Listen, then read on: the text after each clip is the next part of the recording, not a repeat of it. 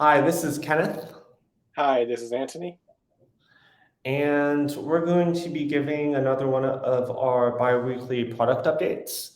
So to start off with, Anthony, do you want to talk about what we've been doing in terms of our dungeons? Yeah, so that's pretty fun. Obviously, one of the main parts of an RPG game is exploring dungeons. We're trying to figure out a way to do that in a scalable way in a global geolocation game. So we have our game developers working on a way to create new and interesting dungeons that can be placed again all around your area, so that you can go in these portals and then play on your mobile phone um, to kind of beat the monsters in that dungeon and get items. So we had one dungeon like a week and a half ago, and now we have another dungeon in there which looks more kind of like a castle, which is kind of cool. Um, that takes quite a long time, so we're hoping to get in, maybe 3, 4 dungeons in for initial testing, so that when you do enter a portal, there'll be some variety there.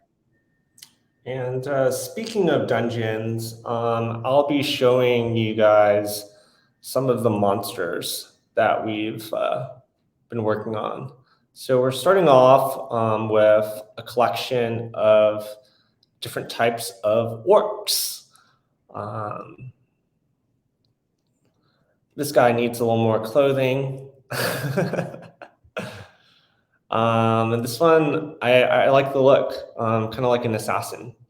Um, now that we talked about the fact that we kind of built a new dungeon, we've also been working a little bit with dungeon randomization. Is that something you want to talk about briefly? It's not complete yet, and maybe what we're hoping to do when that's ready. Yeah. So ultimately, with the way we're building this game, there's gonna be, I don't even know, maybe hundreds of thousands of dungeons across the world, right? And then you'll enter them in your local area through the mobile phone. And again, it's going to be there's going to be a large aspect of our game that's a mobile RPG.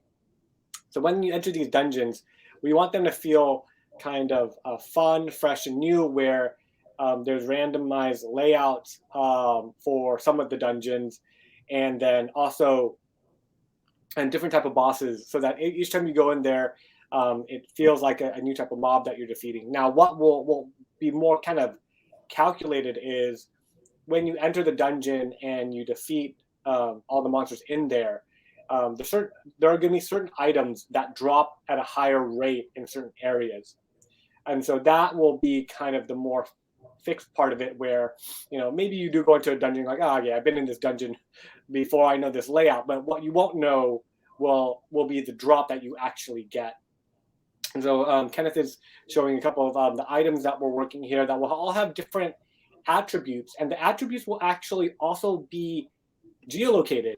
So what we really want to do is start making people feel like the items that they're getting in this augmented reality game are part in their digital world and part in their real world. So like that first one Kenneth was showing is a water sword.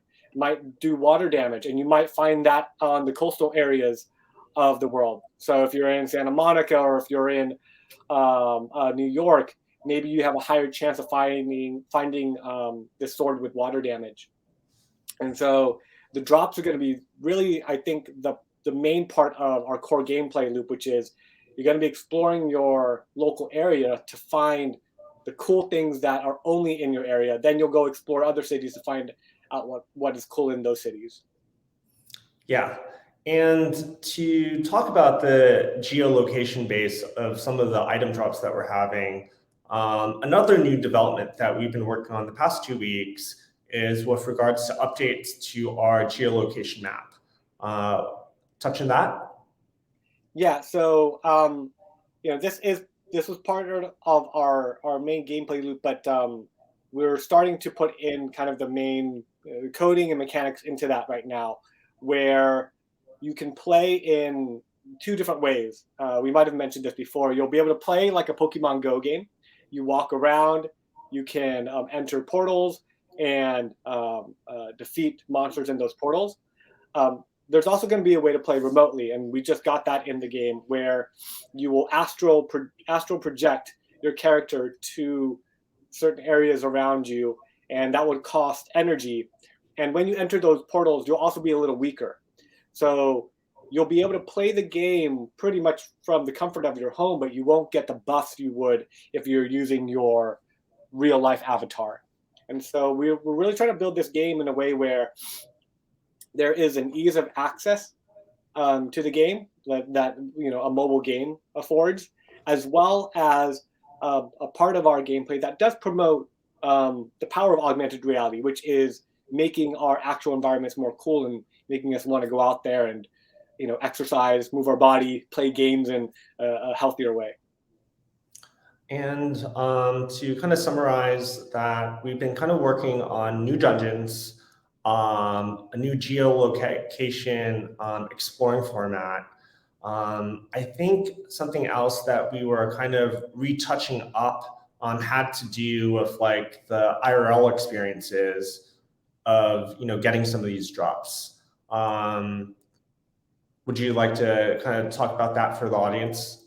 Yeah, so that is the most immersive and the most highest tech part of the game, which is when we want our players to go out there and collect something in real life. Let's say you do find that water sword.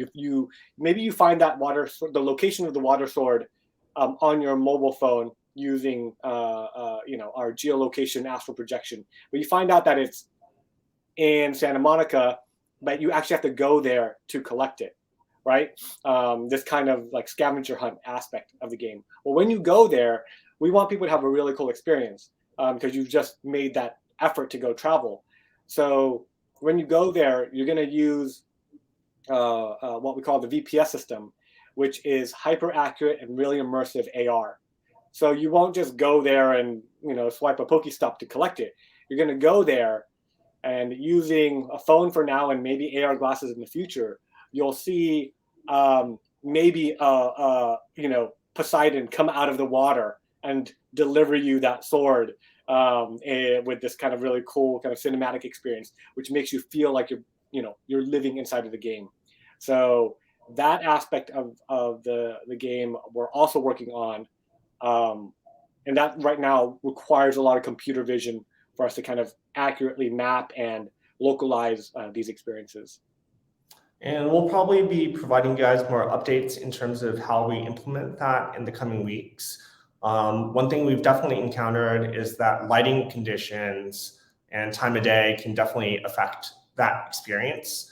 And so something we're thinking of also adding is, time constraints to provide the best experience if someone tries to, activate these experiences. Yeah, I mean, that's exactly right. Just to touch on that point, we're thinking about this game kind of like the augmented reality Ready Player One, right? Like it is going to be a global game where you go out, collect items. There's going to be gigantic quests that bring people together to defeat monsters in your cities at certain times. There'll be kind of gigantic event days where people do these things. But we are trying to develop this in a way that makes sense with the progression of how that technology is being developed. And so to Kenneth's point, right now it still is a little wonky because of lighting and the computer vision is not quite there yet, but we see it getting there really soon. That's it for this week. If you guys have any questions, feel free to ping me and I'll try to address them in future weeks. Until then, see you guys in 2 weeks. Yeah. Talk to you guys later.